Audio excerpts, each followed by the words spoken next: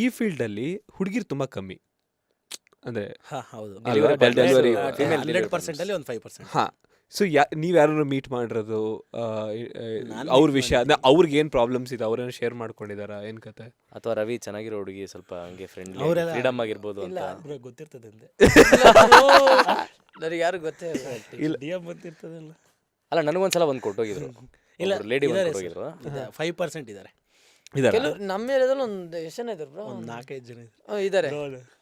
ರವಿ ಗೊತ್ತಿರ್ತೀವಲ್ಲ ಅಂದ್ರೆ ಸ್ವಲ್ಪ ದೊಡ್ಡವರೇ ಬರ್ತಾರ ಅನ್ಸತ್ತಲ್ಲ. ಇಲ್ಲ ಏನ್ ಹೆಂಗ್ ಹುಡುಗಿ ಕಾಲೇಜ್ ಸ್ಟೂಡೆಂಟ್ ಹೇಳಿ ಹೇಳಿ ಹೇಳಿ ಯಾರು ಎದುರು ಯಾರಾದ್ರು? ಹೋಗರು ಇಲ್ಲ, ಯಾರು ಇಲ್ಲ. ಅಂದ್ರೆ ವಯಸ್ಸಾದವರು ಮದುವೆ ಆಗಿರೋಂಥವ್ರು.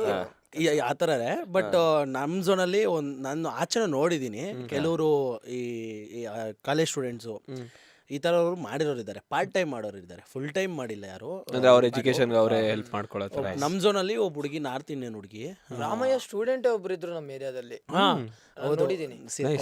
ಅಣ್ಣ ಅಕ್ಕ ತಮ್ಮ ಮಾಡ್ತಿದ್ರು ಅವ್ರು. ಅವರಲ್ಲ ಗುರು, ಒಬ್ರು ಆಕ್ಟಿವಾದಲ್ಲಿ ಬರ್ತಿದ್ರು. ನಾನು ಹೋಟ್ಲಲ್ಲಿ ಕೆಲಸ ಮಾಡ್ತಿದ್ದಲ್ಲ, ನಮ್ಮ ಏರಿಯಾದಲ್ಲೇ ಇದ್ದಿದ್ದು.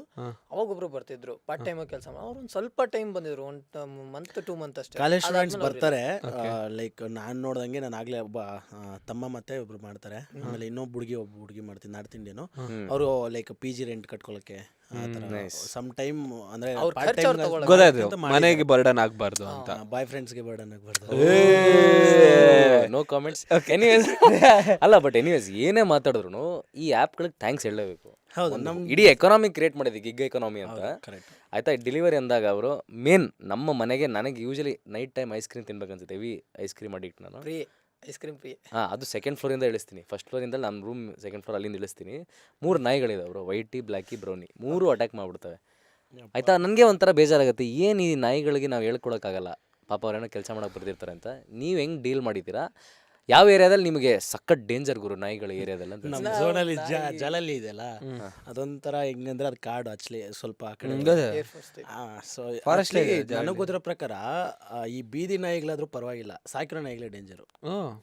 ಯಾಕಂದ್ರೆ ಈ ಸಾಕಿರೋ ನಾಯಿಗಳು ಏನು ಮಾಡ್ತಾರೆ, ಕೆಲವರು ಬಿಟ್ಬಿಡ್ತಾರೆ, ಅದೇನು ಮಾಡಲ್ಲ ಅಂತಾರೆ, ನಮಗೆ ಗೊತ್ತಿರಲ್ಲ. ಈ ಬೀದಿ ನಾಯಿಗಳಿಗೆ ಒಂದು ಇದಿದೆ, ಜೋರಾಗಿ ಹೋದ್ರೆ ಅಟ್ಸ್ಕೊಂಬರ್ತವೆ, ಅದ್ರ ಮುಂದೆ ನಿಲ್ಲಿಸ್ರಿ ಏನೂ ಮಾಡಲ್ಲ ಅವು.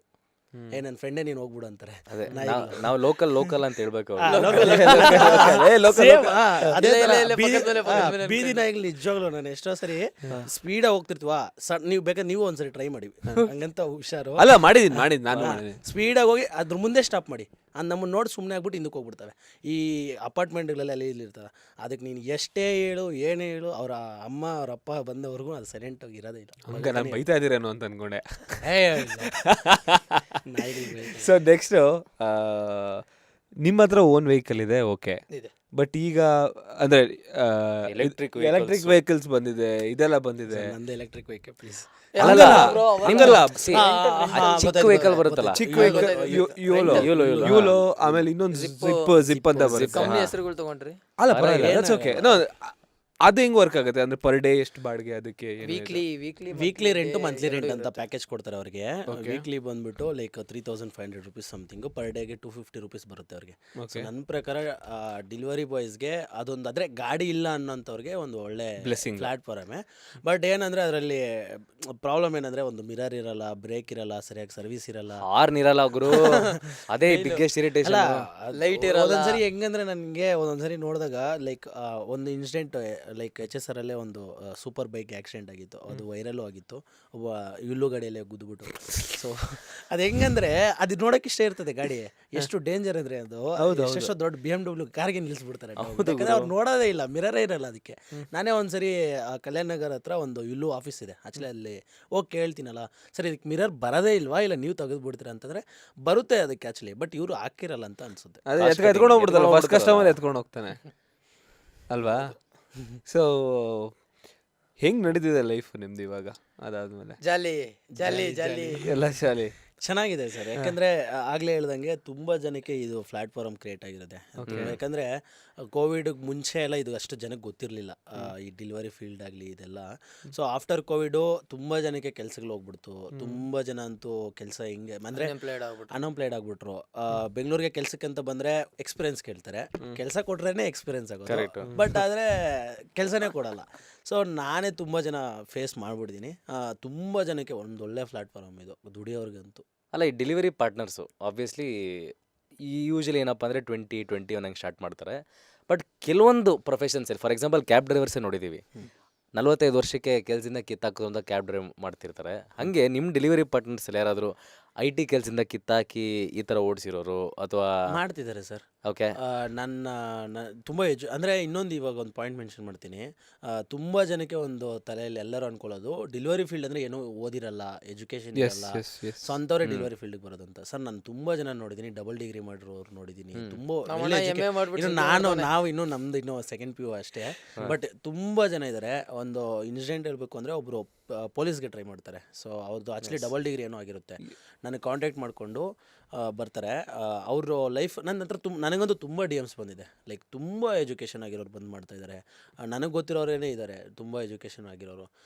ಬಟ್ ಎಲ್ಲರೂ ಅನ್ಕೊಳ್ಳೋದೇನೆಂದರೆ ಅಂದರೆ ಎಜುಕೇಷನ್ ಗೊತ್ತಿಲ್ಲದಿರೋರೇ ಈ ಫೀಲ್ಡಿಗೆ ಬರೋದು ಅಂತ. ಬೇಕಾದ್ರೆ ನೀವು ಎಲ್ಲಾದರೂ ಚೆನ್ನಾಗಿರೋರು ನೋಡಿ, ನೋಡಿ, ಅವ್ರ ಎಜುಕೇಷನ್ ಆಲ್ಮೋಸ್ಟ್ ಆಗಿರುತ್ತೆ. ಈ ಫೀಲ್ಡಲ್ಲಿ ನನಗೆ ಗೊತ್ತಿರೋ ಪ್ರಕಾರ ಒಂದು 40-60% ಎಜುಕೇಷನ್ ಚೆನ್ನಾಗಿ ಆಗಿರೋರೇ ಬರೋದು. ಇನ್ನೊಂದು 40% ಕಮ್ಮಿ ಈ ಅಂಕಲ್ಗಳು ಫ್ಯಾಮಿಲಿ ರನ್ ಮಾಡೋಕ್ಕೋಸ್ಕರ ಅಂತ ಬರೋದು. ಐ ಮೀನ್ ಜನಕ್ಕೆ ಗೊತ್ತಿಲ್ಲ ಅಂದರೆ ನೀವು ಹೇಳ್ತೀರಾ ತುಂಬ ಎಜುಕೇಟೆಡ್ ಆಗಿ ಬರ್ತಾರೆ ಅಂತ. ಬಟ್ ಅವ್ರ ರಿಲೇಟಿವ್ಸ್ ಆಗಿರಲಿ, ಅವ್ರಿಗೆ ಇದಾಗಲಿ, ಅದೊಂದು ಇನ್ನೂ ಟ್ಯಾಬು ಇದೆ. ಇನ್ನೂ ಸ್ವಿಗ್ಗಿ ಮಾಡ್ತಾನೆ, ಸರಿ ಸರ್ ನಮ್ಮ ಡೆಲಿವರಿ ಮಾಡ್ತಾರೆ ಅಂತ ಇನ್ನೂ ಬರುತ್ತೆ ಮಾತು. ಬೇಕು ಬೇಡ ಅಂದ್ರೂ ನಮ್ಮ ದೇಶದಲ್ಲಿ ಇನ್ನೂ ಆ ಒಂದು ಜಾಬ್ ರೆಕಗ್ನಿಷನ್ ಆಗಲಿ, ಜಾಬ್ ರೆಸ್ಪೆಕ್ಟ್ ಅನ್ನೋದಾಗಲಿ ಇಲ್ಲ. ಇವನು ಏನು ಕೆಲಸ ಮಾಡ್ತಾನೆ ಅನ್ನೋದು ಕಣ್ಣು ತುಂಬ ಸಿಕ್ಕಾಪಟ್ಟೆ ನಮ್ಮಲ್ಲೇ ಹುಡುಗರು ತುಂಬ ಜನ ಸಫರ್ ಆಗ್ತಾ ಇದ್ದಾರೆ. ಅಂದರೆ ಕಷ್ಟಪಟ್ಟು ಕೆಲಸ ಮಾಡ್ತಿರೋದನ್ನ ನಾನು ಹಿಂಗೆ ಮಾಡ್ತಿದ್ದೀನಿ ಅಂತ ಹೇಳ್ಕೊಳಕ್ಕಾಗಲ್ಲ. ಯಾಕಂದರೆ ಒಂದಷ್ಟು ಪಾಯಿಂಟ್ಸ್ ಇದೆ. ಅಂದರೆ ರೆಸ್ಪೆಕ್ಟ್ ಕೊಡಲ್ಲ, ಅದಾ ಮಾಡ್ತಾ ಇರೋದು ನೀನು. ಹೇಳ್ಬೇಕು ಅಂದರೆ IT ಎಂಪ್ಲಾಯೀಸ್ ನನಗೆ ಗೊತ್ತಿಲ್ಲ ಅವ್ರು ಎಷ್ಟೋ ಸ್ಯಾಲ್ರಿ ಮೋಸ್ಟ್ಲಿ. ಸೊ ನಮ್ಮ ಡೆಲಿವರಿ ವೈಸು ನಿಯರ್ಲಿ 60-70,000, 70,000 80,000. ನಾನು ಹೈಯೆಸ್ಟ್ 70,000 ಮಾಡಿದ್ದೀನಿ ಒಂದು ಮಂತ್ಗೆ. ಓಕೆ. ಸೊ ನಾವು ದುಡಿತೀವಿ ಆಯಿತಾ, ಬಟ್ ಅದಕ್ಕೆ ರೆಸ್ಪೆಕ್ಟೇ ಇಲ್ಲ. ಹೆಂಗೆ ನೋಡ್ಬಿಡ್ತಾರೆ ಅಂದರೆ ಒಂದು ಟೈಮಲ್ಲಿ ನಮಗೆ ಒಂಥರ ಬೇಜಾರಾಗ್ಬಿಡುತ್ತೆ, ಸಿಕ್ಕಾಬಡೆ ಬೇಜಾರಾಗ್ಬಿಡುತ್ತೆ. ಆ ಥರ ಇದು ಇನ್ಸಿಡೆನ್ಸ್ ಏನೇನಿದೆ ಅಂದರೆ ಕಸ್ಟಮರ್ ಆಗಿರಲಿ ಇಲ್ಲ ಸರ್, ಇದು ಹೆಂಗಂದರೆ ಸಮ್ ಟೈಮ್ ಹೆಂಗಾಗ್ಬಿಡುತ್ತೆ, ಆರ್ಡ್ರನ್ನ ತೊಗೊಂಡೋಗಿರ್ತೀವಲ್ಲ ಕಸ್ಟಮರ್ ಹತ್ರ, ಅವ್ರ ಮೈಂಡಲ್ಲಿ ಫಿಕ್ಸ್ ಆಗಿಬಿಟ್ಟಿರ್ತಾರೆ. ಅಂದರೆ ಕೆಲವರು ಇವ್ರಿಗೇನು ಗೊತ್ತಿಲ್ಲದ್ರೆ ಈ ಫೀಲ್ಡಿಗೆ ಬಂದಿದ್ದಾರೆ, ಎಜುಕೇಷನ್ ಇಲ್ದಿರ ಈ ಥರ ಫಿಕ್ಸ್ ಆಗಿಬಿಟ್ಟಿರ್ತಾರೆ. ಅವ್ರು ಹೆಂಗಂದರೆ ನಮ್ಮನ್ನ ಒಂಥರ ನಾಯಿಗಿನ್ನ ಕಡೆ ಕೆಲವರು, ಎಲ್ಲರೂ ಹೇಳಿ ಕೆಲವರು. ಸೊ ನೋಡೋ ರೀತಿನೇ ಬೇರೆ. ಅಲ್ಲೇ ನಿಂತ್ಕೋ, ಅಲ್ಲೇ ಇಟ್ಬಿಟ್ಟು ಹೋಗಿ, ಈ ಥರ ನನಗಾಗಿದೆ. ಒಂದು ಮಲ್ಲೇಶ್ವರಮಲ್ಲಿ ಒಂದು 1 year ಏನೋ ಆಗಿರುತ್ತೆ. ನಾನು ಹೋಗಿರ್ತೀನಿ ತೊಗೊಂಡೋಗಿ ಸರ್, ನಾನು ಕ್ಲೀನಾಗಿ ಹೋಗಿರ್ತೀನಿ ಸರ್, ನಾನು ನಿಜವಾಗ್ಲೂ ಎಲ್ಲ ಬೇಕಾದ್ರೆ ಕ್ಲೀನಾಗಿ. ಅವ್ರು ನೋಡೋದು ಹೆಂಗಂದರೆ ಅಲ್ಲಿ ಇಟ್ಬಿಟ್ಟು ಅಲ್ಲಿ ಗೇಟ್ ಹಾಕ್ಕೊಂಡು ಅಲ್ಲಿ ವಾಟ್ರ್ ಇರ್ತದೆ, ಕೈ ತೊಳ್ಕೊಂಡು ಹೋಗ್ಬಿಡಿ ಅನ್ನೋ ಥರ. ಈ ಥರ ಸಿಚುವೇಶನ್ಸ್ ಫೇಸ್ ಮಾಡಿದ್ದೀನಿ ನಾನು ತುಂಬ. ಅಂದರೆ ರೇರ್, ಎಲ್ಲರಿಗೂ ಅಲ್ಲ. ನಾನು ಹೇಳೋದೇನೆಂದರೆ ತುಂಬ ಯಾಕೆ ನೋಡ್ತಾರೆ ಆ ಥರ ಅಂತ ನನಗಂತೂ ಗೊತ್ತಿಲ್ಲ ನಿಜವಾಗ್ಲೂ. ಇನ್ನೂ ಒಂದು ಹೇಳ್ಬೇಕಂದ್ರೆ ನಮ್ಮ ಹುಡುಗರು ಡೆಲಿವರಿ ಜಾಬ್ ಮಾಡ್ತಿದ್ದೀನಿ ಅಂತ ಹೇಳ್ಕೊಳ್ಳಲ್ಲ. ಏನಕ್ಕೆ ಅಂದರೆ ಹೆಣ್ಣು ಕೊಡಲ್ಲ.